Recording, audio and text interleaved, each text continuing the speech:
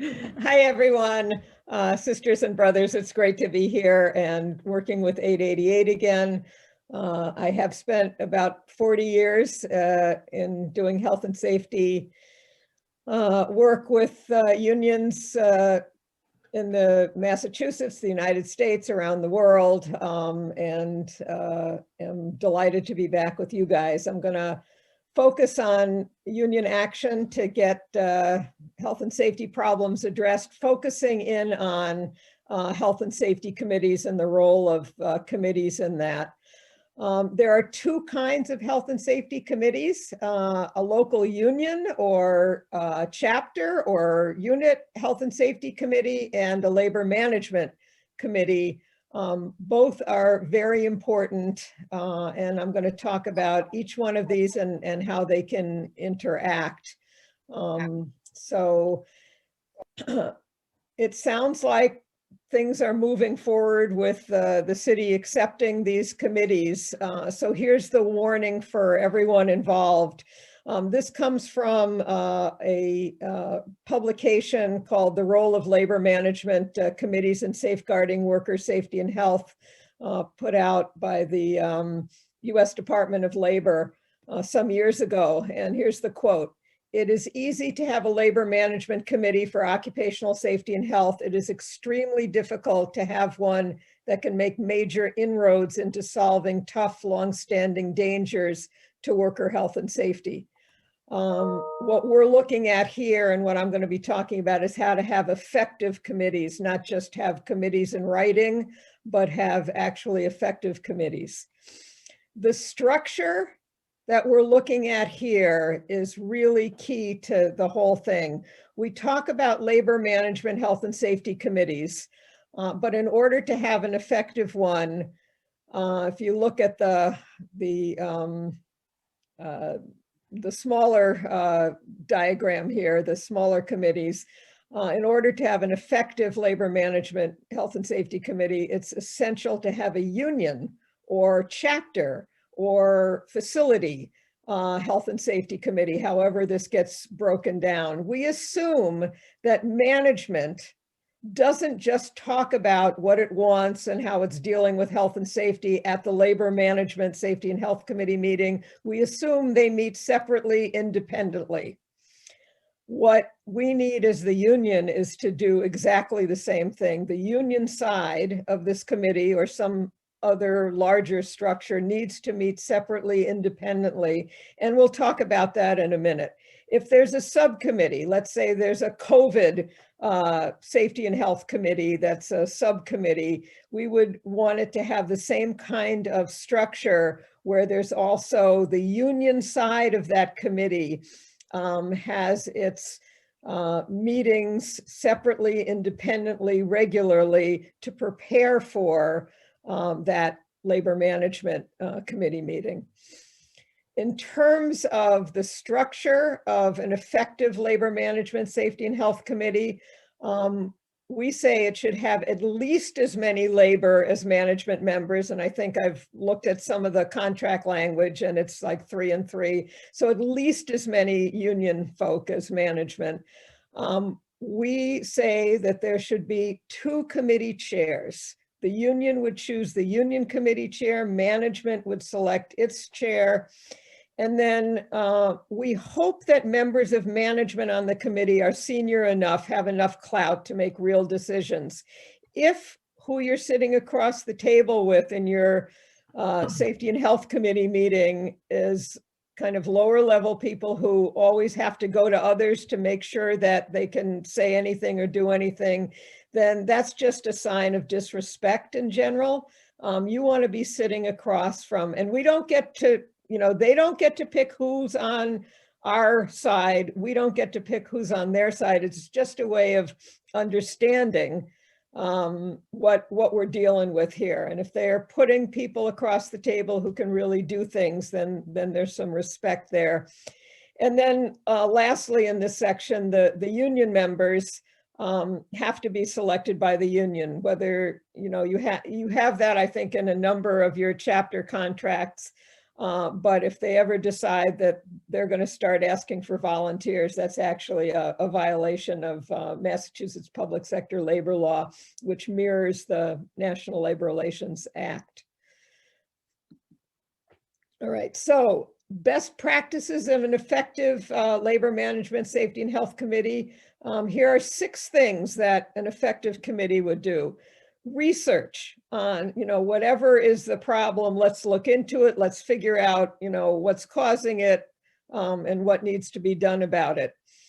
Review of the current hazards and hazardous conditions in the facility or workplace and determine what's needed to eliminate or reduce or prevent those hazards or hazardous conditions. Review of workplace changes. There's all kinds of changes that happen in workplaces, new equipment, new processes, new technologies, new scheduling, different kinds of staffing, different kinds of ways of organizing work. Those all can have enormous health and safety impacts. So anytime something changes, this committee should be involved in looking at it for the health and safety impacts. Investigating accidents, incidents, near misses, other adverse events. There should be a procedure for whenever that happens. Conducting worker and union involved in-depth inspections and audits. And this is where you would talk to your members and finding out from them what their concerns are and getting back to them with what's being fixed and addressed. And then keeping records, tracking your progress, evaluating success.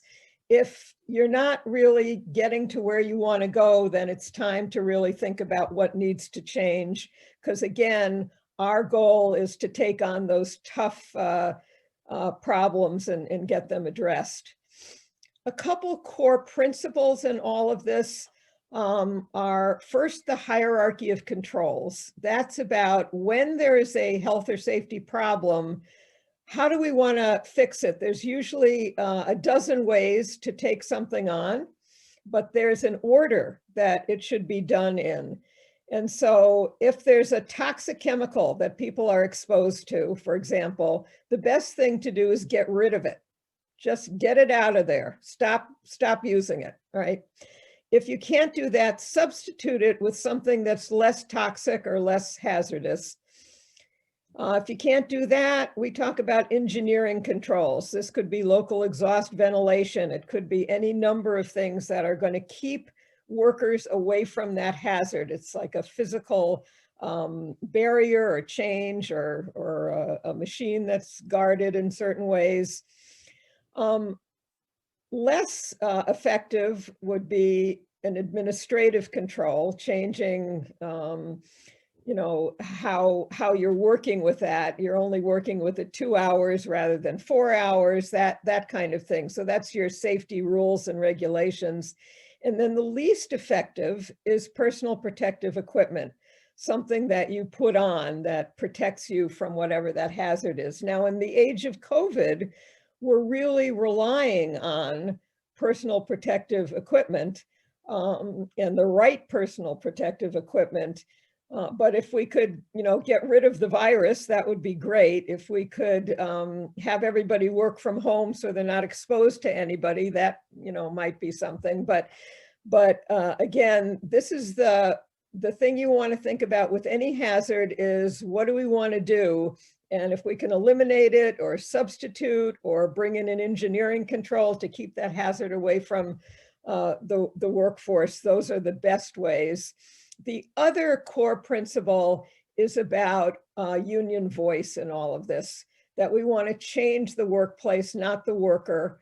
We don't want to blame workers. We want to make changes that will, in fact, eliminate hazards, make things really safer for all.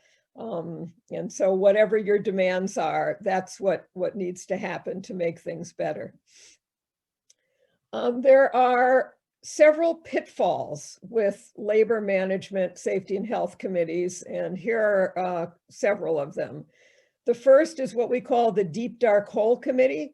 This is where the union comes and raises their issues and brings the concerns, and management says, we'll look into it. And then it's never heard from again, or rarely heard from, or, oh yeah, we're still looking into it. That's a problem. Another problem committee is what we call the Fix-It Committee.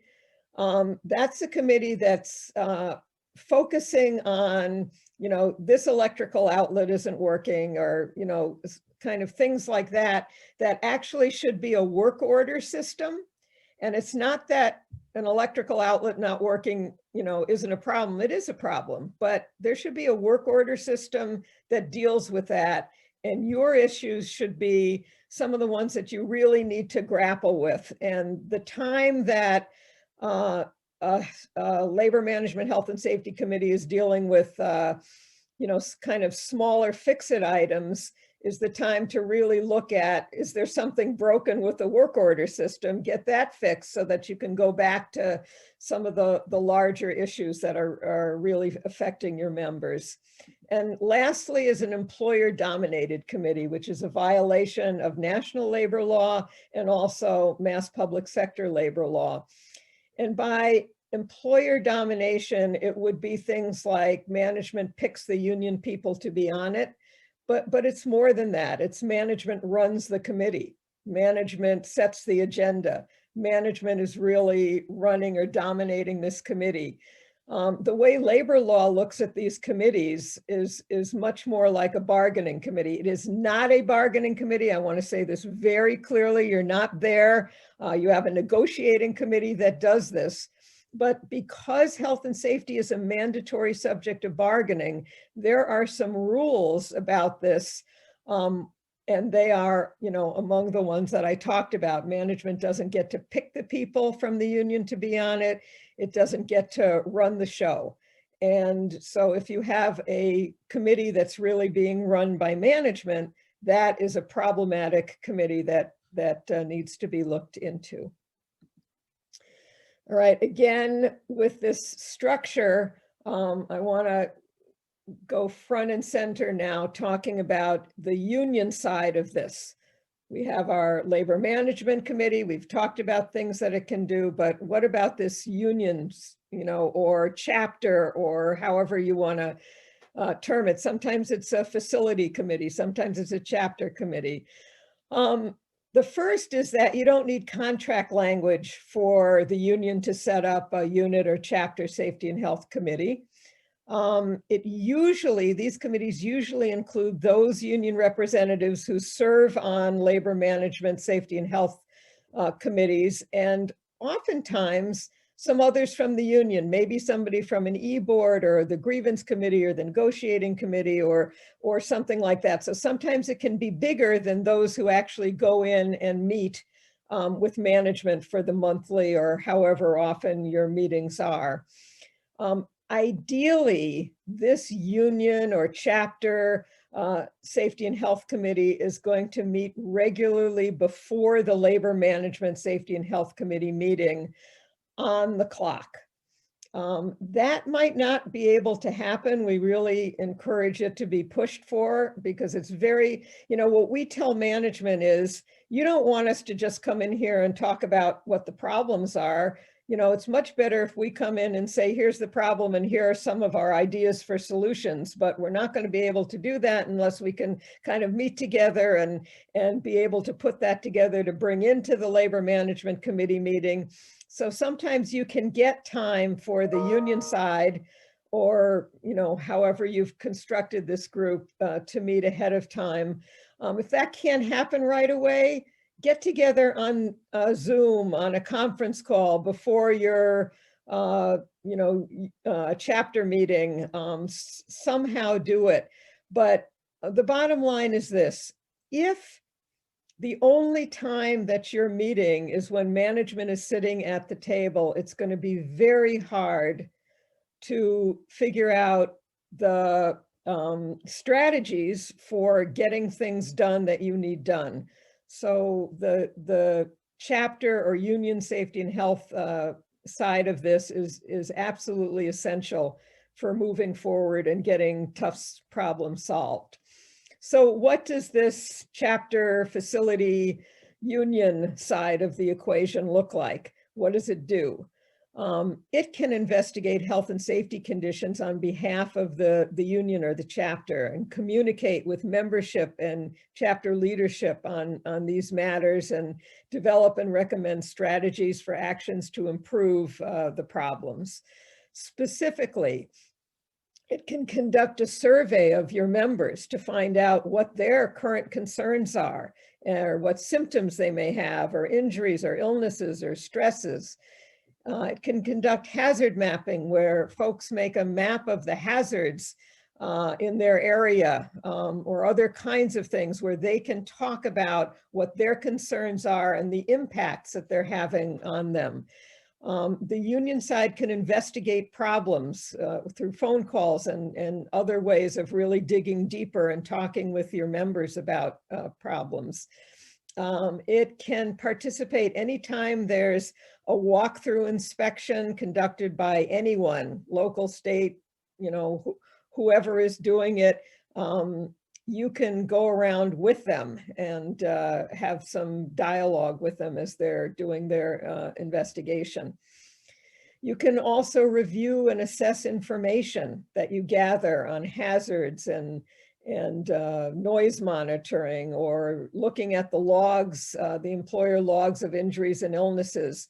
That's where you can get an idea, wow, a lot of people are getting, this kind of injury or that kind of illness, and, what are the trends and what do we need to pay attention to? Engage in regular two-way communication with your members and the chapter leadership on health and safety issues, and educate folks about particular health and safety concerns that you've researched and want to kind of build involvement on. So through all of this, you're going to identify some priorities, and also not just what the problems are and the priority problems, but what you need to fix them, and help develop the strategies for getting the issues addressed. And also identify area unions, other organizations, allies who might be able to support a specific campaign that you put together to improve particular conditions. So thinking about strategies for getting things addressed might involve using laws, it might involve using the contract language, it might involve doing some job actions. All of those things, all of those tools should be available to you, and your toolbox should be developed and really full with lots of ideas of things that you can do. Specifically, given that we're still in this pandemic, there are a lot of things that health and safety committees are doing regarding COVID-19. Among them, tracking your members' experience with, are they getting the right kind of protective equipment, or are they lacking? There's a lot of discussion these days about, given that this is an airborne aerosolized virus, should everyone have an N95 respirator? Right now, today, CDC came out and said, 2 masks are better than 1, talking about the gaps that the airborne virus can come in. So really looking at what's the employer giving us, and is it enough? The engineering controls, what's the ventilation like if people are, working in a similar area? Is there an HVAC system? Does it have a MERV 13 filter? Do you need HEPA, portable air cleaners with HEPA filters? Things that may add some real help to making the air safer for everybody. Testing, quarantine or isolation issues, return to work issues. Are there problems with sick or family leave pay? The vaccines are coming up. One of the things we're looking at is, a lot of people are saying the second vaccine can leave you sick for a day or two. Can you make sure that people can have, 2 days off paid when they get that vaccine? So these are all things to think about. Other issues specifically related to the virus, employer actions, that vaccine availability. But once you understand what the issues are, then you'll be developing demands for addressing identified problems. In terms of taking action, again, lots of things you can do. Relevant contract language, always great. If there's a right to refuse dangerous work provision, but many other provisions can be useful as needed. We talk about engaging in what we call instant bargaining to win protections. Instant bargaining has to do with initiating an action that will get management to do what you need them to do. It could be a petition, it could be a threat of a job action, it could be various job actions, media attention, group grievances, informational picketing. Different kinds of things can get the employer's attention such that you will win some kind of protection. So think about what has worked for you in the past, what might work for you now. And again, the demands could be specific workplace protections against COVID-19, extra paid sick and family leave time, specific things related to the vaccine, whatever it is that you need. There are some legal rights. I'm not going to go into, we have a public sector OSHA, so in Massachusetts, so whatever the provisions are for OSHA should be covering you. They don't have anything right now on COVID, but we're working on that, and hopefully in the next month or two, there will be some very specific kinds of legal protections regarding COVID. But in any case, unions have the right to concerted action under Massachusetts public sector labor law. Workers have the right to act together to improve pay and working conditions, and that includes health and safety. Concerted action is seen as two or more acting together or acting on behalf of others, and the more acting together, the stronger the action is. And again, this is section 10A4 in Massachusetts public sector labor law. It's a prohibited practice for a public employer to discharge or otherwise discriminate against any employee for engaging in concerted protected activity. So this is just something to think about, depending on what actions you may choose to do, how serious a problem is, how quickly the employer is acting, or how quickly you feel they need to act, and then thinking about things that you may need to do to get their attention and fix the problem. In general, we talk about union action being quicker than any law. Legal rights are great, but pursuing them can take time. In the age of COVID, sometimes way too much time. So we use them as tools whenever we can, but doing a campaign to get improvements in health and safety is something that should always be considered. There are 4 steps to an effective health and safety campaign. The first would be research and information gathering. Doing this quickly, you want to identify, what the best protective demands would be, use reliable sources. You can conduct surveys, first-person accounts, submit information requests, identify examples of effective collective actions to consider. So that's your research part. The second is communication and worker involvement. So these days, you want to have everybody's phone number and email address and set up phone trees and communication action teams. You can use social media, listservs, online newsletters, internet platforms, but ensure that communication takes place in the languages and the literacy levels of coworkers, and use this process to develop leadership. And what we say is one of the most important jobs of any leader is to be developing new leaders. So this is something that you can help do in this part of building your campaigns. The third step is developing your demands. What do we want? When do we want it? Use your research and ideas to get your, which protective measures you're going to demand. And it's always good to identify secondary demands in case you can't win your priority demands right away. And then the fourth step in these health and safety campaigns is to identify and exercise leverage, making a strategic plan for quickly winning your demands, and figure out how to turn up the heat.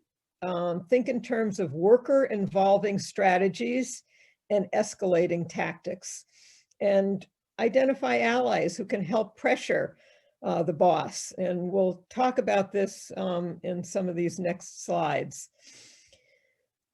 Making the case, actions can include petitions and buttons and stickers and pop-up instant actions, marches on the boss, in workplaces where everyone is there. And just remember, you want to physically distance and wear your double masks or whatever.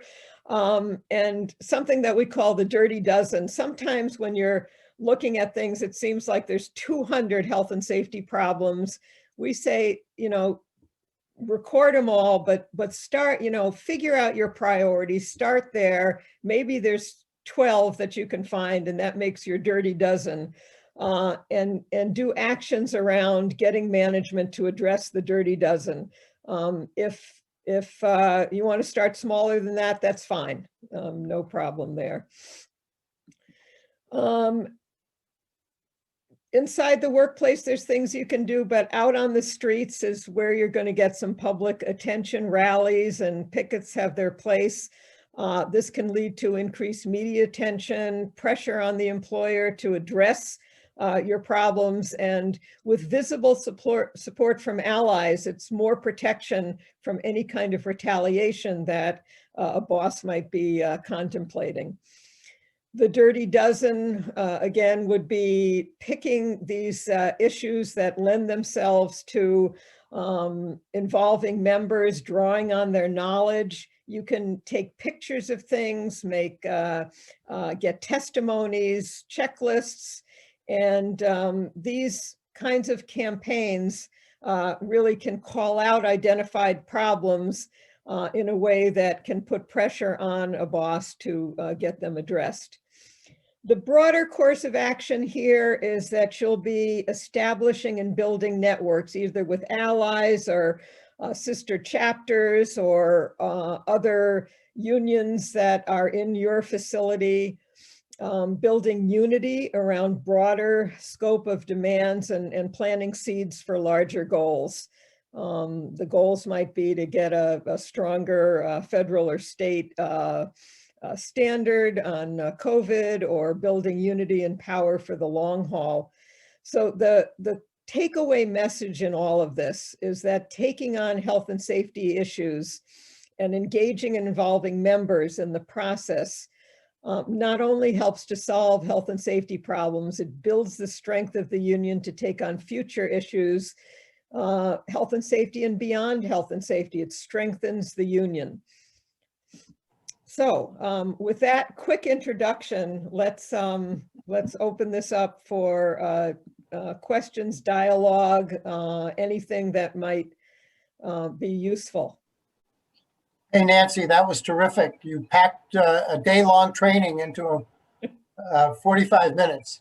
So I have a question. This is Hardy from BCYF. I have one question. For us, it's just getting people that want to be involved to join, to be involved in the union, and then trying to get people to join a committee. It's been something hard. It's hard enough just to get them to want to join the union and be an active participant or steward and move forward. So that would be what's a good way to get them involved. I mean, trying to get them involved. One first way is for the union or the chapter to do a quick health and safety survey of your members and find out what are your key problems, what are your key concerns, what are you worried most about, and all of that, and find out, it's like you organize people from where they are, not where you are, right? So Yeah. finding out where they are is going to Yeah. be absolutely essential to then figuring out, and maybe you start, you know, if COVID is the big issue, then maybe you start with a COVID committee. And one of the things, you know, one of the check boxes on the survey could be, you know, might you be interested in working on this issue? And the people that check the box, you know, might be people that you gather together. But the other piece of this is, if people think that being on a committee is going to be just spinning wheels and getting nowhere, then work is hard enough. You know, I'm going to go home and spend my time controlling the one thing I can control, which is my remote control on my television. That's what I'm going to do, and forget these committees and forget all of this. So part of it is when you can, you know, get together on this, figuring out something, maybe not the biggest thing to do, but the thing that can get something addressed, right? Whatever it is. And then you celebrate that victory. I don't care how small it is. There's leaflets and text messages and stuff, so that people see that things actually change.